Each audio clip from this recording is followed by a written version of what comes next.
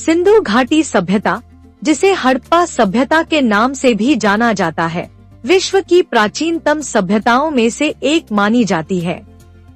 यह सभ्यता मुख्यतः वर्तमान पाकिस्तान और भारत के पश्चिमी हिस्से में फैली हुई थी।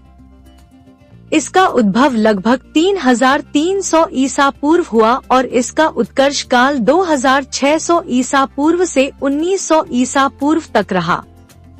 सिंधु नदी और उसकी सहायक नदियों के किनारे बसने के कारण इस सभ्यता को सिंधु घाटी सभ्यता कहा गया।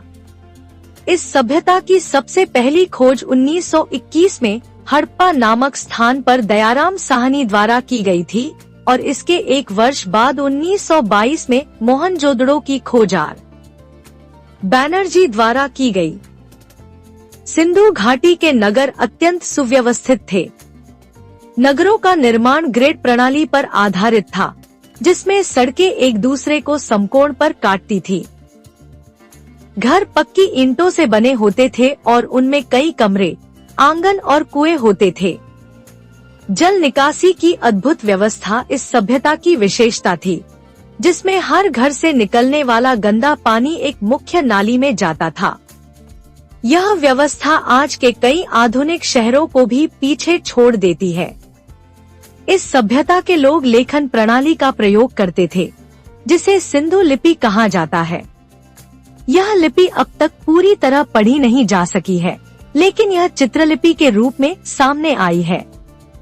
सभ्यता के लोगों का मुख्य व्यवसाय कृषि, पशुपालन, व्यापार और हस्तशिल्प था। उन्होंने गेहूं, जौ, तिल और कपास की खेती की।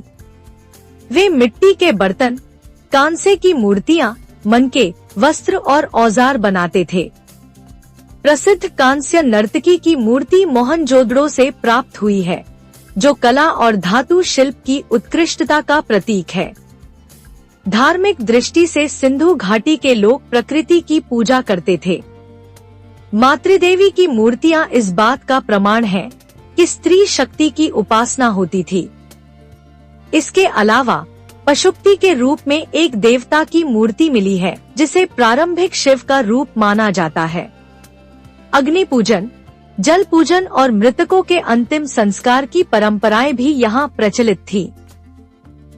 इस सभ्यता का व्यापारिक संबंध मेसोपोटामिया और अन्य पश्चिमी एशियाई देशों से भी था, जिसका प्रमाण वहां से मिले मुहरों और सामान से मिलता है। व्यापार थल और जल मार्ग दोनों से होता था।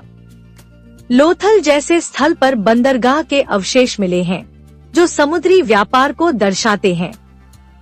भारत में हड़प्पा सभ्यता के प्रमुख स्थलों में हड़प्पा, मोहनजोदड़ो, कालीबंगा, लोथल, धौलावीरा और राखीगढ़ी प्रमुख हैं।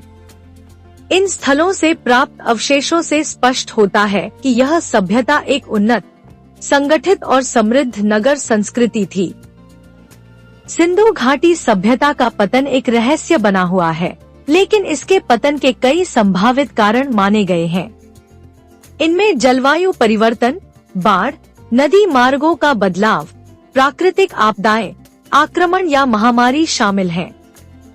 कुछ इतिहासकारों का मानना है कि आर्यों के आगमन ने भी इस सभ्यता को प्रभावित किया, हालांकि इस विषय पर मतभेद है।